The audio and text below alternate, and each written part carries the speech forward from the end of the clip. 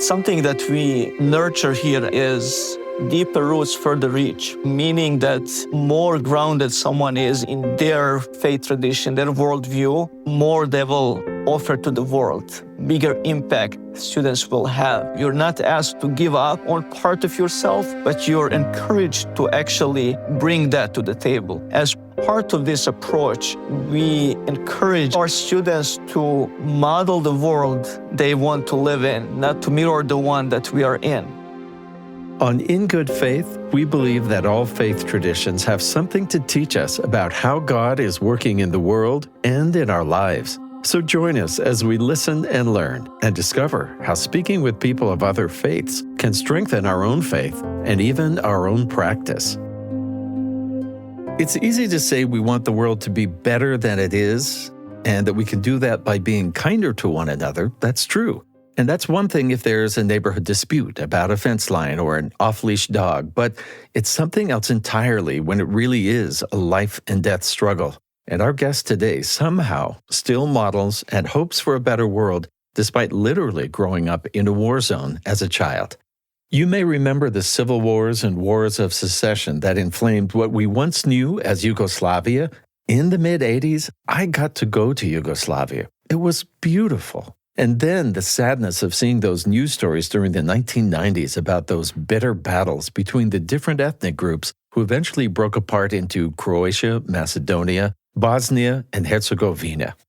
So it was with some wonder that I listened to the story of Imam Amir Durić, who survived that heavy conflict as a child and the poverty that followed and continues now to love and serve God. One of his outstanding qualities seems to be his ability and his willingness to listen to different people with different perspectives. Imam Amir Durić oversees the Muslim Chaplaincy at Syracuse University, an educational program supporting Muslim students, faculty, and staff. Originally from Bosnia, he's previously served as imam in Sarajevo, Bosnia and Herzegovina, and the Delaware Valley-Philadelphia region.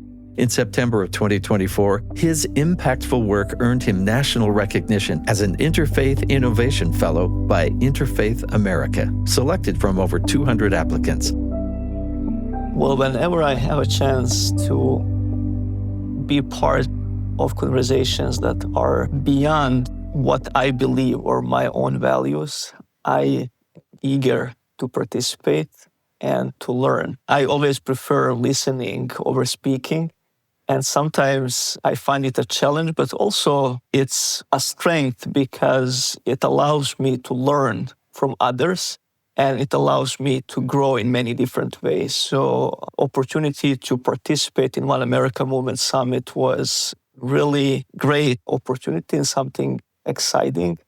And I just wanted to expand my network of interfaith partners and seek new opportunities to collaborate and to also explore various ways how I can contribute to our diverse society, but also how I can be in conversation with those that already do outstanding job out there.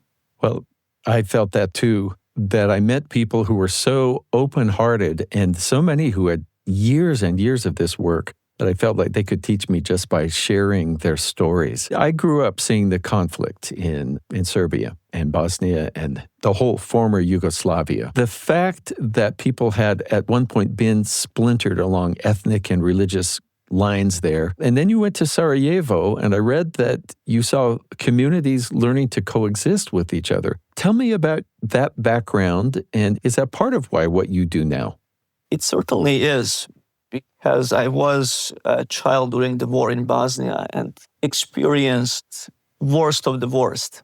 And as a child, learned sound of shells and bombs over my head. And as children, we knew when to hide, when it was safe to keep playing as shells are going over our heads. But that was the reality of my life. So much uncertainty and not knowing what next moment will bring, what next day will bring. Learning about my neighbors, relatives who were killed, observing funerals for them. So it was all part of reality. But the question that I held was why this all happens. And then later on in my life, I learned how religion can be weaponized, how it can be used to turn people against each other. Because before that war, we had Yugoslavia. And nobody could imagine, for example, in 84, as Olympic Games were happening in Sarajevo, that country can get split apart. And less than a decade later, after that beautiful Winter Olympic Games in Sarajevo was in flames. And religion certainly played into it because various players and our leaders, religious and political leaders, use religion as a weapon to turn people against each other. And then after the war, again, religious leaders played very important role in bringing people and communities together, because I don't think, and it's part of my experience as well, that we have a choice when it comes to coexistence. Right? Only question when we start to cooperate and when we start to talk to each other and how we want to frame our values. And I learned, especially in challenging times, using religion and a strength is a powerful method to overcome that challenge on a personal but also communal level. And I was part of some initiatives in Sarajevo, but also it was part of my studies, comparative religions, world religions, and then engaging with various communities in Sarajevo. Some call Sarajevo European Jerusalem because we have churches, we have mosques, we have synagogue. Jews exist in Sarajevo since 15th century. So there is really so much that Sarajevo offers, and I was blessed to be part of that experience. When you first arrived there, were you surprised to find yourself meeting people who were, quote, from the other side or different, and then making connections? I certainly was surprised. And reason for that is that part of the country where I was born, it's not as diverse. And then going to Sarajevo, probably assumption was that I will find something similar or same. And then you start learning that actually someone that you interact with is of a different background or they share different worldview. In most cases, it just brought value to what I already was doing or what I knew about the world. You know, one idea that came out from the very first session at the One America Movement Summit was in the opening session where they said, all of the faith traditions around the world already have the answers for how to build community. We just have to learn to use them. And I think that's what you do. I think you have seen that religion can be used by politicians and others to divide people and create enemies and war, but it's a whole other thing to actually use the tenets of our own faiths that all tell us how to treat each other. What was it that drew you into not being just an imam or a leader in the mosque, but to pursue chaplaincy? Well, it is caring for other people. Part of my lived experience was always caring for others. And then also being imam in New Jersey, coming to the US and then being imam there, serving community, I learned about chaplaincy as a field. And I just found that to be something that is almost organic and that can complement my work. And I met with one of mentors who asked me, do you go to this state prison in Trenton and volunteer there as a chaplain? I said, no, I don't. He said, there are many inmates actually who are Muslim who do need support.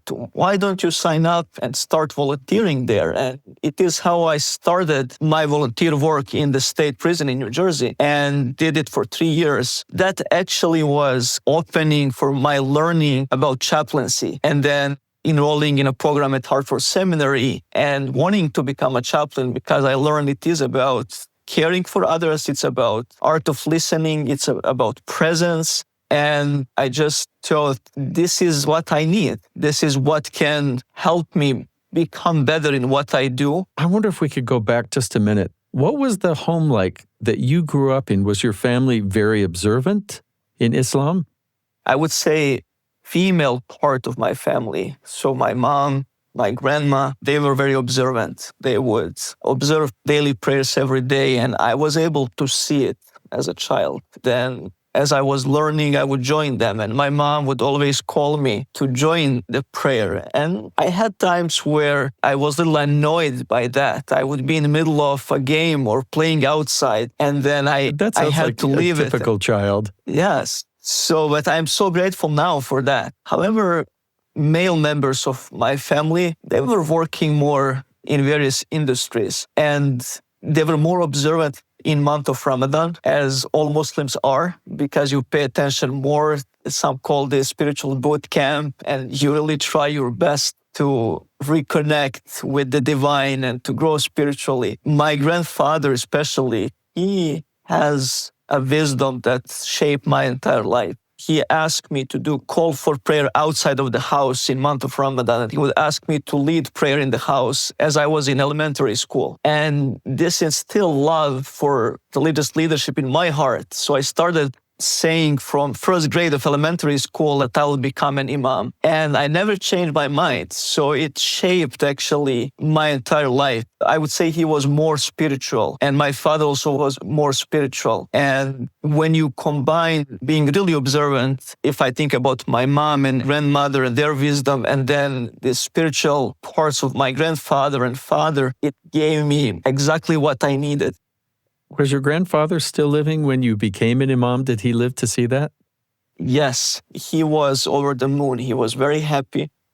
And I actually also started being imam in New Jersey when he still was alive. And then I went back to Bosnia to visit, and I think he had a feeling that he will pass away soon. So in our tradition, we wear special gown and cap, so it is white and red. And then when you think about imam in Bosnia, especially even in America, in a typical Bosnian mosque, you would expect imam to wear that. So when I went to visit Bosnia, and it was last year of his life, he asked me, did you bring that from America? Did you bring your gown from America? Because who knows what can happen, and I will need you to lead my funeral. And I said, no, you still have time. And actually he died, and I didn't have my gown. I led his funeral, but I didn't have my religious gown.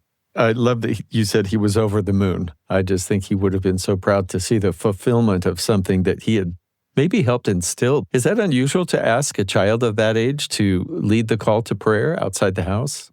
It almost is. Even if you try to do that, not many children will comply, be able to do that. But he had a reward system, and he was able to motivate me to do that. I was proud to have opportunity to do that.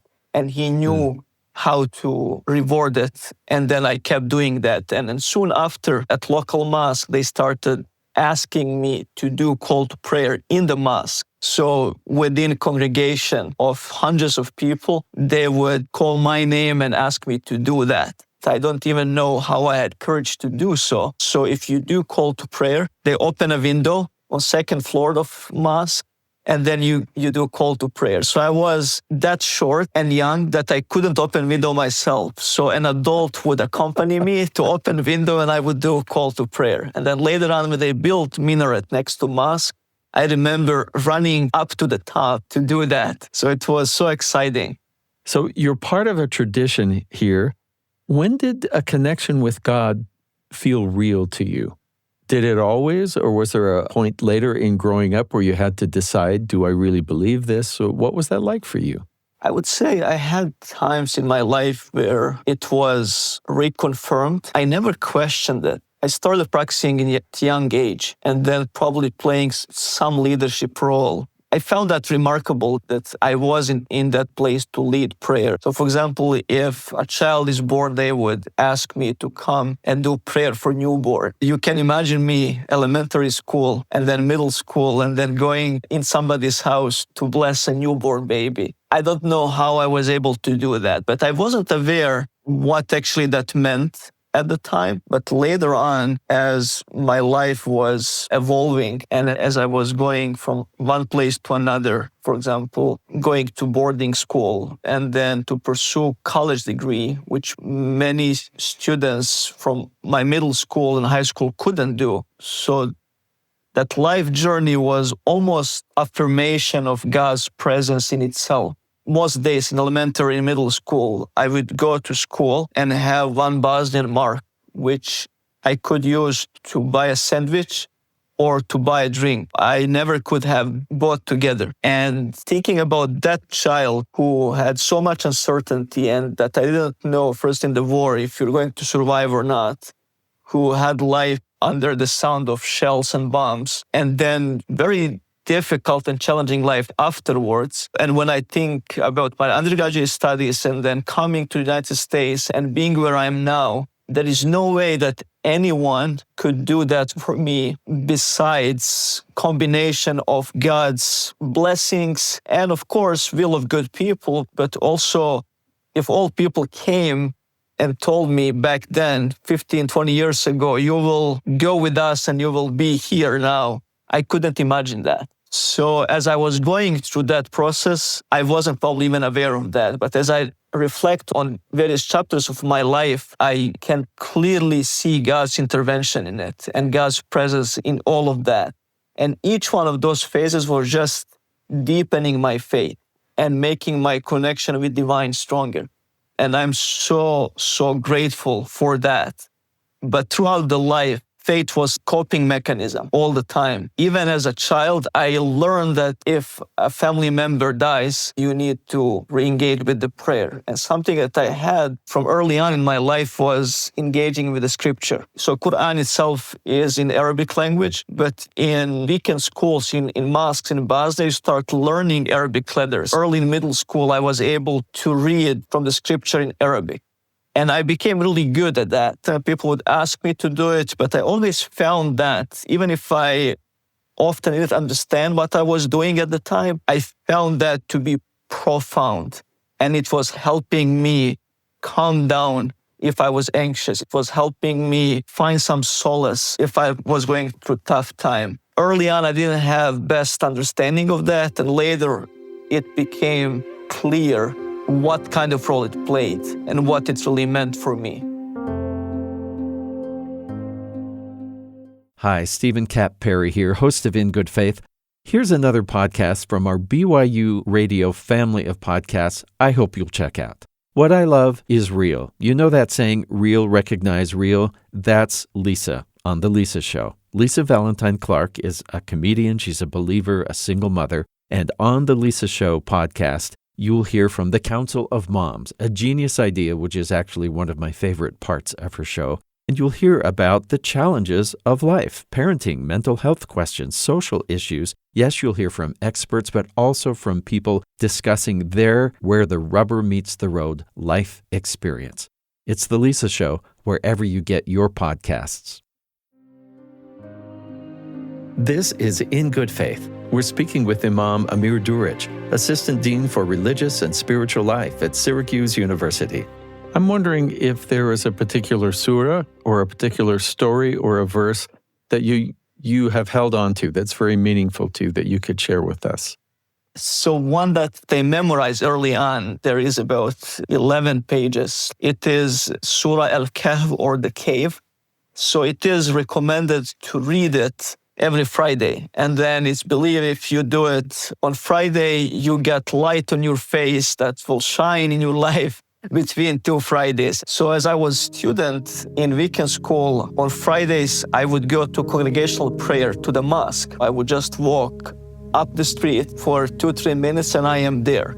And then also in Islam, while we can pray 5 daily prayers on our own, it's highly recommended that we pray with congregation, and then such prayer is 27 times more valuable. So Imam at the mosque, he would ask me, did you read Surah Al-Kahf today? And if I did, I would be so happy. I would proudly say that I did. But if I didn't, I would be somewhat embarrassed. He would kindly say, okay, why don't you go home and do it? And I would go home and I would do that and then run back to next prayer to tell him that I did that. And then I realized after a couple years that I memorized the entire chapter. Another one that is dear to my heart is Surah Al-Waqi'ah. It is probably a little under 3 pages, and it is believed that if we recite this chapter every night, that we will never experience poverty. So I had a phase in my life where I was going through uncertainty, was waiting for the US visa as I was waiting my R1 visa. So it was over a year that I didn't know if I'm going to get it or not. And I had job offers in Bosnia, but I gave my word to the community in New Jersey, and I didn't accept those offers. And then still I just got married before that, so you have family, you have responsibilities. And this was time when I was, okay, what my life will look like if this doesn't happen, if I miss those opportunities that I have. So I started actually reading this chapter every night, and I also memorized that. And it gave me some comfort that I will be able to figure it out. And I did. Things played out better than what I anticipated. I'm curious, when you work with Muslim students who, they could come from anywhere, but many raised here and born in the U.S., what are their concerns that you see from the college-age students that you work with? What are their challenges right now as far as faith goes? Well, many families, but also students, as they're considering which college they're going to attend, one of important things that is considered is what kind of support is out there. Is there any support when it comes to practicing Islam? Is there Friday service on campus at a specific university or college? But then also, how many Muslim students are there? Are they going to be able to find community? And then also, what kind of accommodations are there when it comes to, for example, observing Ramadan? Is there anything offered where students can know that they will have morning meal ready for them, even if it's pre-prepared?